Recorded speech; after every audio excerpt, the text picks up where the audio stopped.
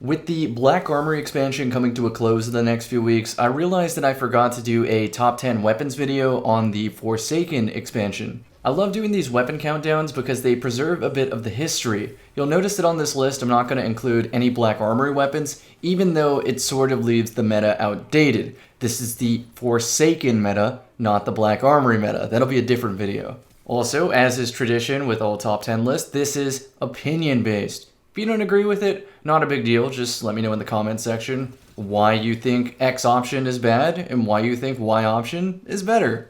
I'll of course give you my reasoning and not just list weapons, but remember, let's all be respectful. Thank you guys, and let's get on with this countdown. In the number 10 spot, we have the Militia's Birthright. Quick note on this list, I'm going to list weapon combinations, also single weapons. If it's a single weapon, like in this case, the Militia's Birthright, well that just means that you can pretty much pair anything with it and it will still maintain the top 10 spot. So to quickly address the noob tubing elephant in the room, why Militia's Birthright? Well that is because it is the only kinetic grenade launcher in the game in the Forsaken expansion. And because it's kinetic, it opens up a couple unique options. It opens up Sunshot, Graviton Lance, and it also opens up the powerful Not Forgotten hand cannon. Now, most players will tell you that the strength of a grenade launcher lies in the fact that you can aim it in the general direction of your opponent and still hit some splash damage. Maybe they'll tell you that these are nice because they one-shot kill if it's a direct impact.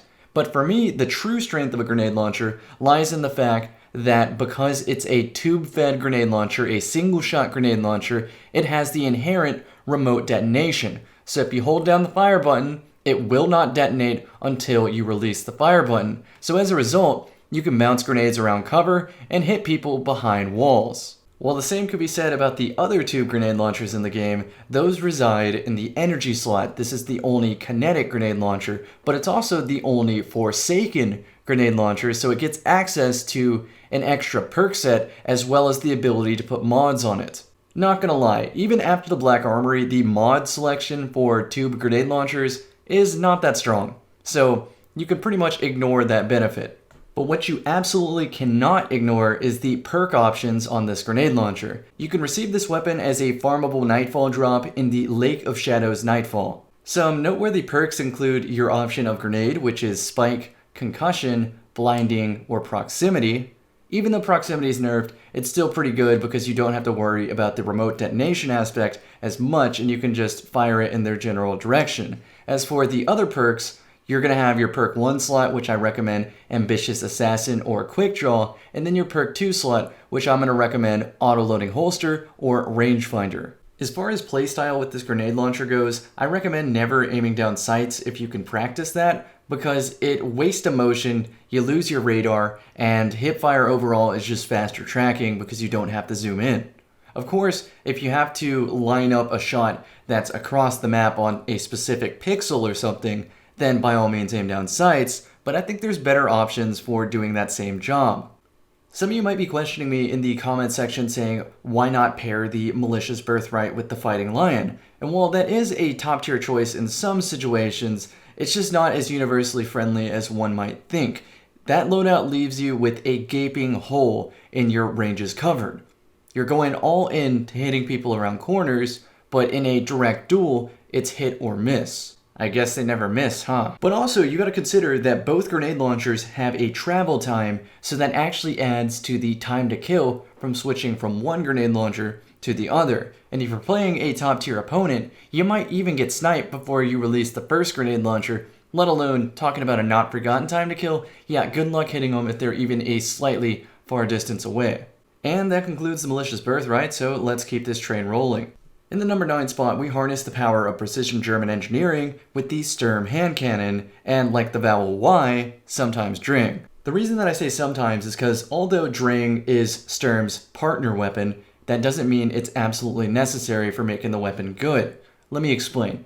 Any energy weapon kill, not just Drang, any energy weapon kill can boost Sturm's effective damage from 91 to 95, which allows for clean 2 taps on Guardians of about 3 resilience. But if you opt to pair Drang with Sturm, a Drang kill will boost the Sturm damage from 91 to a single shot of 170, where every subsequent shot will be 95. Keep in mind that every Drang kill you get, or Drang kill, I don't know exactly how you pronounce it, every Drang kill you get will overcharge a bullet, and these can stack. So if you get 1 Drang kill, that is 1 overcharged bullet. If you get 2 Drang kills in a life, that is 2 overcharged bullets. 3, 3, 4, 4. You following? If you're the kind of Guardian that likes to have some fun, you can actually one-tap people in the Crucible if you overcharge Sturm and then sit in an Empowering Rift or use some type of damage booster like the Missile Titan's Inertia Override. But even with one-taps out of the question, this thing still hits like a truck. I mean, 170 damage is nothing to scoff at, and in a team fight, this is pretty much a pocket sniper rifle. But that doesn't mean this gun doesn't have its drawbacks. Of course, it's a 110 RPM hand cannon, so it shoots slower. So if you're directly dueling somebody and you don't have cover near you, you're probably going to lose. So take advantage of the fact that you can get 1 headshot and 2 body shots,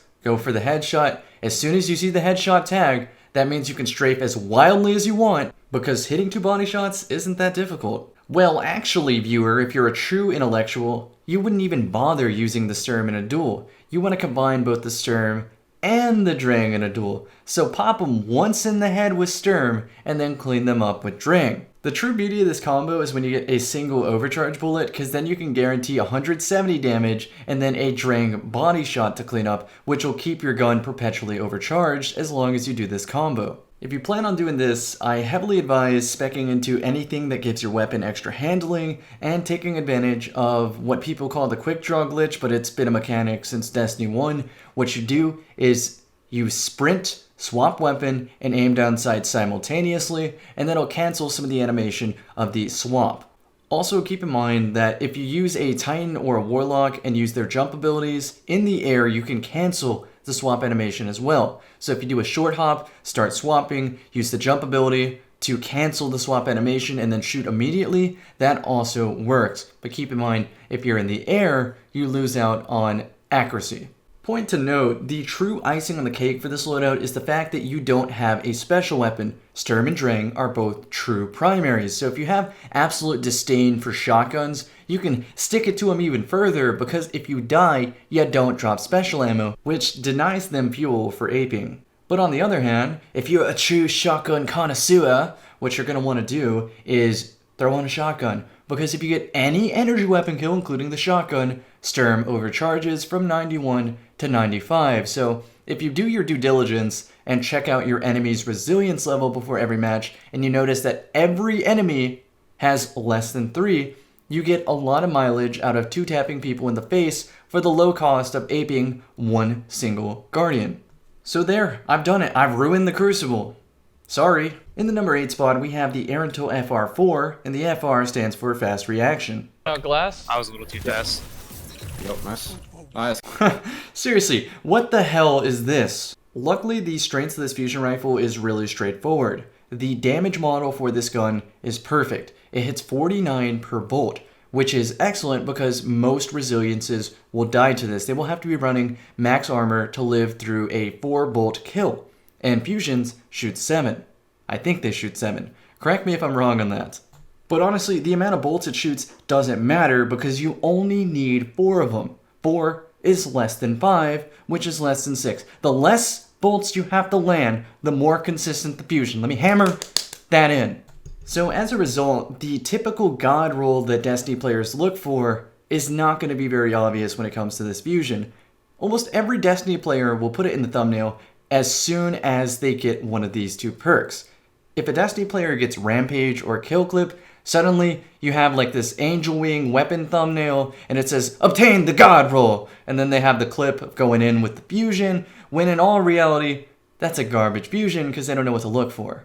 I'll give you the reason real quick. Unless Kill Clip or Rampage changes the bolts to kill or significantly helps the range drop off, then it's not really worth it. And the problem with using a fusion at range is because the cone spread of these bolts increases the further away you are from the target. While I may have gotten an F in 2nd grade art class, I still think that this picture is worth 1,000 words because my cone explanation wasn't too good. As a general rule of thumb with fusion rifles, choose perks that improve the overall consistency. Stability helps it so that the recoil doesn't ride too much up, keeping your bolts close together. Range makes it so there's more magnetism associated with it, and in previous Destiny 1, this was the associated velocity of the rounds, so not as much tracking of your target because the bolts travel faster. While I don't think that's the case in Destiny 2, definitely don't undervalue the range stat. As far as specific perks to look out for, go for Liquid Coils, which makes it a clean 4-bolter, hitting 49 damage. Go for maybe Under Pressure, which is what I have, so that the bottom half of the magazine, as you get lower to 0, makes it more stable and accurate. You could go for High Impact Reserves if you want to main your fusion, or like me, backup plans so that when you switch to your fusion in an oh shit situation, you get a faster charge rate. And it's fast enough, especially with Handling Masterworks, that when you swap to this, you can actually shoot 2 fast charging bolts or burst instead of 1 fast charging burst. Pretty much, if you look at the perk combinations of this gun, it's very difficult to get a bad roll of this gun. Just whatever perk you get, play into the strengths of that roll. So if you get Rangefinder, imagine this, you're gonna aim down sights a lot with this thing. If you get Hipfire, maybe aim down sights a little bit less and play a more Hipfire, use your radar to pre-charge and walk into the line of sight as soon as you're able to fire sort of playstyle. For those of you doubting me on the strength of this fusion rifle, please go get one with a decent roll, try it out, and get back to me. I really do think that actions speak a little bit louder than words in this case. In the number 7 spot, we have the Telesto Exotic Fusion Rifle, and I know what you're thinking, like, Cammy, this should be number 1, it's all I see in the Crucible.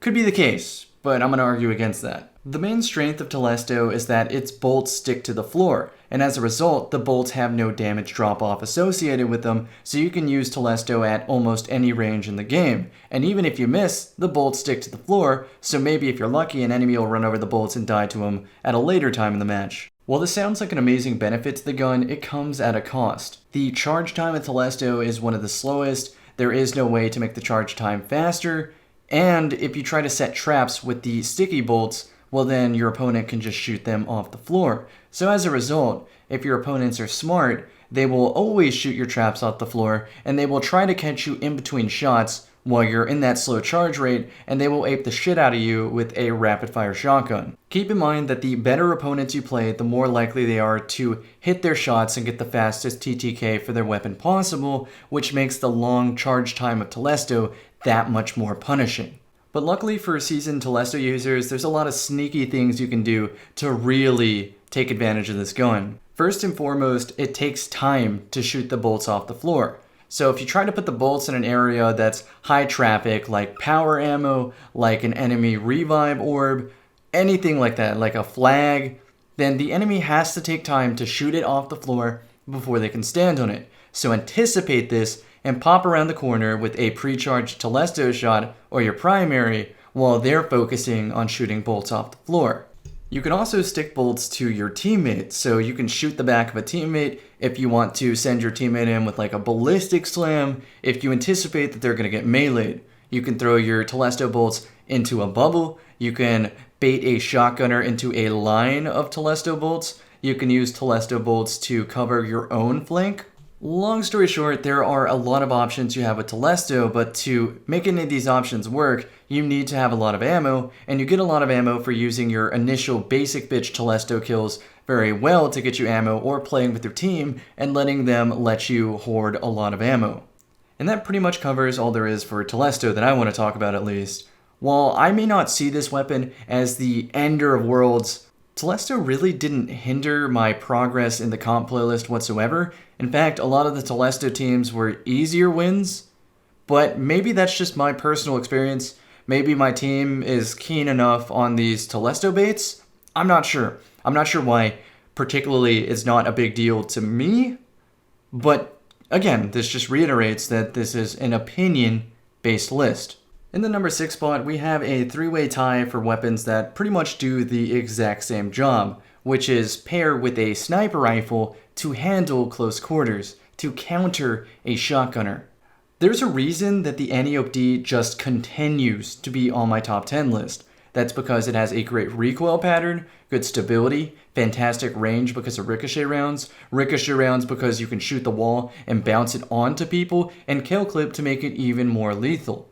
Not to mention on the Forsaken version or the Bad Reputation, you can also get, in addition to everything I just said, a range scope to push out the range into low auto rifle range, making it a perfect sniper pairing. But for those maps like Endless Vale where range isn't too much of an issue, you can, instead of going for the Antiope or Bad Reputation, opt for the Smuggler's Word, which is a burst sidearm. It shoots burst of 2 bullets, and it's at the cusp of being a 2 burst, but not quite, so you're always going to have to put in 3 unless you have some sort of damage booster. Empowering Grip, Inertia Override, or you get the perk Rampage or Kill Clip. I recommend Kill Clip because the reload on it is already pretty speedy, but if you know you're going to deal with a lot of simultaneous targets, then Rampage works perfect in a pinch. I neglected to mention that you can have the Antiope in the kinetic slot or the Bad Reputation in the energy slot to give you the exact same feeling gun in both slots. In addition, you can also have a sniper rifle that feels exactly the same or is exactly the same in both the kinetic and energy slot. For example, the red sniper you see on the screen right now is called the Aachen, and you can get a Forsaken version that goes in the kinetic or a classic version that goes in the energy. But if you want a Forsaken sniper, I use the Bite of the Fox, and I have it so that it has the perk set snapshot and a certain handling. You can also get the Nightfall Long Goodbye sniper, which has the same scope, is a slightly different archetype. It's an adaptive instead of an aggressive, but if you get lucky, you can match it with the exact same snapshot and the exact same handling as the Bite of the Fox to get 2 snipers that feel identical. So in other words, you can have 2 identical loadouts regardless of if you run kinetic or energy. The point I want to drive home in this section is that the sniper rifle is the most powerful weapon in the game, and that the option of the Antiope Bad Reputation or Smuggler's Word allows you to better deal with shotgunners when you're not as confident or skilled enough to take them out close quarters with a snipe. I literally just got done saying that the sniper is the most powerful weapon in the game, so why not use a weapon like the Chaperone, which is essentially a sniper? It's also a shotgun. Precision shotgun, to be more specific. Now, I made the mistake of using a machine gun in this gameplay when a machine gun did not exist in the Forsaken, so just pretend that I was using a grenade launcher or something in the background. The point I want to illustrate with this background footage is that the Chaperone is good enough to not need a primary friend.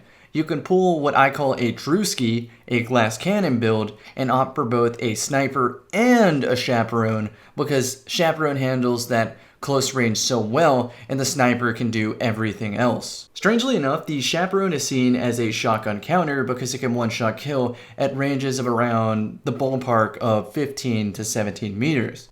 So I feel like you'll have a better time with Chaperone if you think of it as a low range, low zoom, extremely high aim assist sniper rifle rather than a slug shotgun. Of course, there's that asterisk of if you can aim, but honestly, it's about if you can react, because with precision weapons, if you experience any flinch, you might as well kiss your one-shot kill goodbye. So not only do you have to aim well, but you also have to aim fast, because you need to shoot faster than your opponent can shoot you anywhere on the body. Of course, you can aim and react with confidence, because like I said, the Chaperone has very high aim assist, so if you aim in the general direction of their face, you probably will get the kill. And that's why this gun ranks so high on this list, even over Telesto, because in comp games, slide around the corner and you dome that Telesto user before they're even halfway done with their charge. It is gorgeous. On a final note for the Chaperone, note that it is an exotic weapon. It is the same for everybody, and as a result, you can pair it with the Not Forgotten to experience a fixed stock loadout that is the same for everybody, but also somehow one of the most competitive loadouts in the game, and this is where Bungie gets some applause from me. For reference, I spend hundreds and hundreds of hours farming for weapons to get the most competitive roll of the most competitive weapons, and sometimes I don't even get them. The Chaperone, on the other hand, is tied to an exotic quest, so to obtain it, all you have to do is put in the time. So what I'm getting at is that the Chaperone plus the Not Forgotten is one of the few loadouts in the game that all you have to do is just put in the work, not luck. As a result, you can enjoy yourself playing the competitive playlist knowing that you're a force to be reckoned with, and you don't have to be lucky. Ironic to the name of implied gambling, Ace of Spades is actually a weapon that you can work towards, and you don't have to be lucky to obtain it.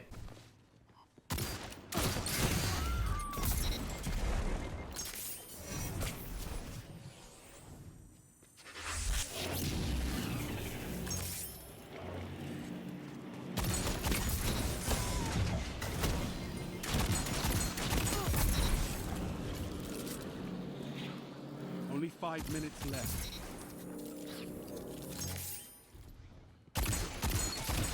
You made that look easy, Warlock.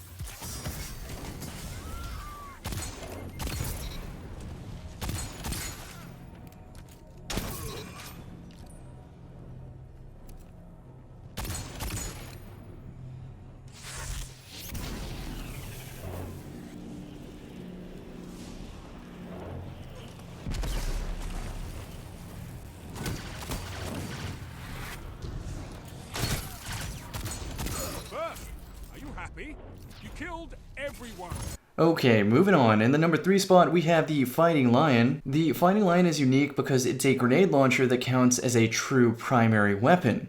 This is pretty cool because you can do one of two things. You can either run 2 primary weapons to deny special ammo, or you can run a special weapon with this to get even more ammo for your special weapon, because the other alternative would be to use 2 special weapons, 1 tube grenade launcher, and 1 of anything else. You wouldn't get that much ammo. Now, I called this in my last top 10 videos, and before the Forsaken even dropped, really, once we understood the weapon system, I called it that Sniper Rifle plus Fighting Lion would be the meta combo, and I'm happy to say that I use this well enough that, yeah, it feels like that to me. Of course, I know some of you who've never seen my content before are probably in disbelief. You're thinking, really? A Fighting Lion and a sniper? Are you crazy? Hear me out. Listen, the sniper rifle can one-shot kill at any distance, but it takes a little bit of time and mental effort to line up that headshot. So instead, what you can do is deliberately aim for the body. Just quickly scope in and shoot that big chest instead of the small head or their leg or whatever you can see. And then the next part is, now that they're weak, you shoot the Fighting Lion, bounce it off the wall, and detonate it around the corner. Hitting even like 10 splash damage can finish the kill. But you can also do this combo in reverse. You can shoot a Fighting Lion around the corner, splash them for about 100 damage, and know that as you slide around the corner, all you have to do is aim for the body with your sniper rifle or shoot another Fighting Lion. One of the obvious strengths of the Fighting Lion is that it's always accurate from the air because, after all, it's a grenade launcher.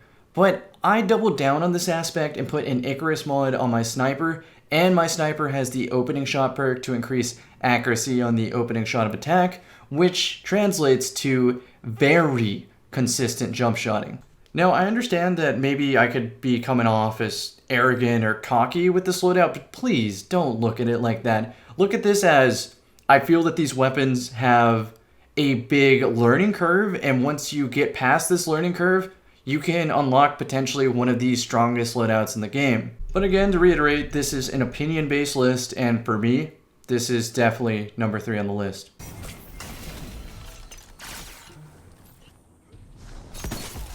Zone B lost. 2 for 1.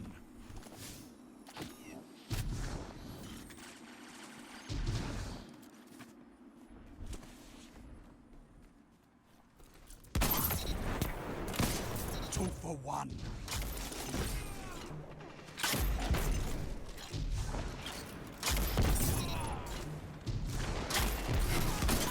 Zone B captured. You have zone advantage.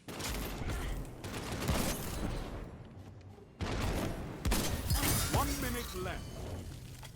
Zone A lost.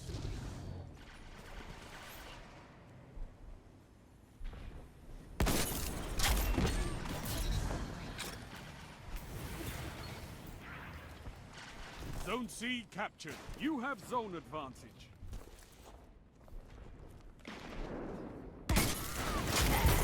Who says warlocks are better with books than with guns? Y'all already know what's in the number 2 spot, go figure. Or right side or wrong, same gun. Remember that discussion a couple minutes ago about fusion rifles where I was like, if kill clip and rampage doesn't change the bolts to kill, what's the point of it? Go for consistency perks. That is the exact same concept with these aggressive 4-burst pulse rifles.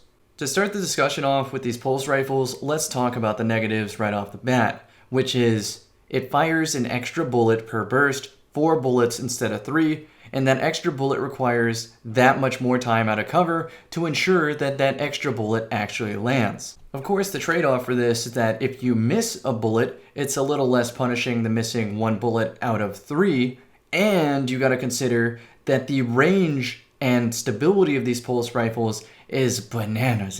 It's dumb how far you can shoot with these. Like, you think I'm exaggerating, but when you look at the numbers compared to scout rifles, and then look at the maximum distance of Crucible maps with realistic distances that you would actually challenge at, these pulse rifles push even beyond that. While my personal...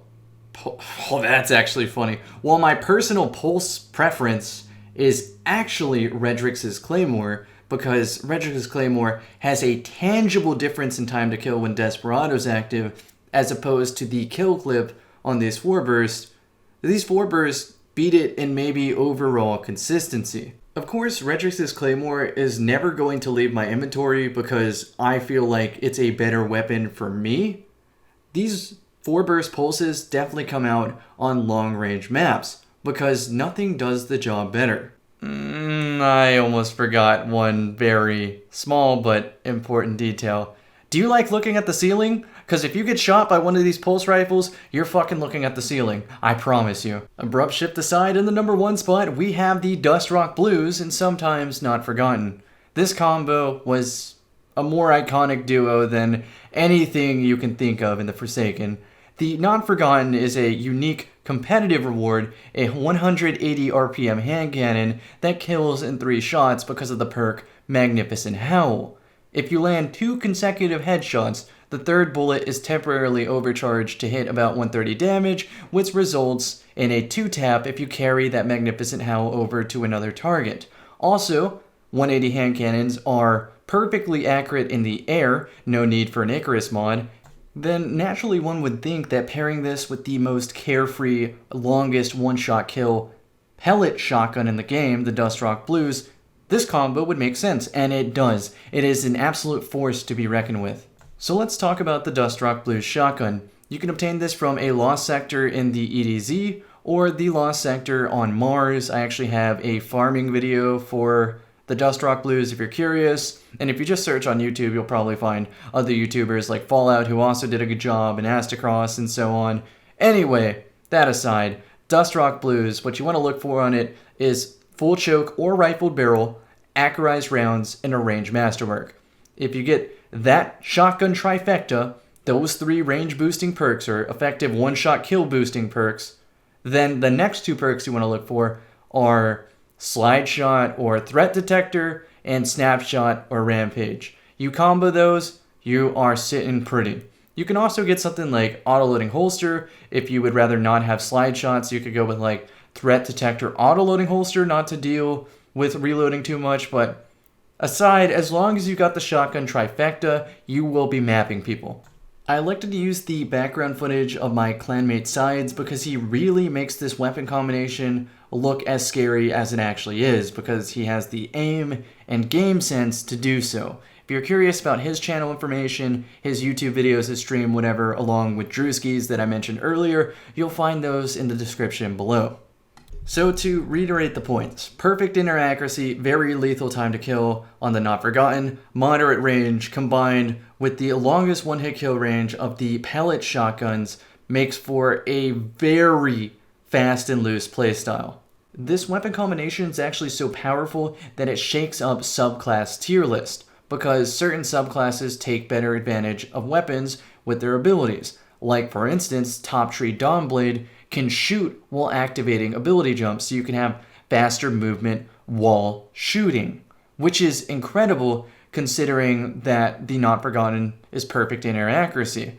So couple this and its Icarus Dash, which is an aerial dodge, with both the shotgun and the hand cannon, and you can be the scariest thing in the Crucible. The last thing to mention about the Not Forgotten Dustrock combo is that both of those are legendary weapons. You can pair them with an exotic machine gun like the Thunderlord, which, remember, for the Forsaken was the only machine gun that existed, so this was actually a real loadout. You could pair it with the Wardcliff Coil to take out supers and multiple groups of opponents, or you could pair this with the Black Talon, which is a sword that takes all the disadvantages of a sword away from it, like being able to shoot Dawn Blades out of a power weapon. Pretty cool. But of course, on this closing clip, you'll see that sometimes due to opponent connection, that Magnificent Howl does not proc, and you're left having to 4-tap your opponent instead of 3-tap. So that kind of sucks, but when this happens, I advise switching to the Ace of Spades Mindbender combo that I glossed over. And yeah, that pretty much puts a close to this section, so thank you. The final thing I want to touch on before I end this top 10 video is that yes, there were a lot of honorable mentions. This was a tough list to make, and this is an opinion-based list if I haven't mentioned it, so if you agree, disagree with anything, just let me know in the comment section below. I love you guys. This video took a lot of time to work on, so I would really appreciate sharing this with friends if they were curious about how the Forsaken meta panned out, if they were away from the Forsaken, playing different games, and now they're returning back to Destiny 2. I will be doing another one of these with the Black Armory weapons as soon as we have guaranteed seen everything that the Black Armory has to offer. I will make another top 10. God, not another song. I got space magic in me. Every time I toss a Nova, this is what I'm told.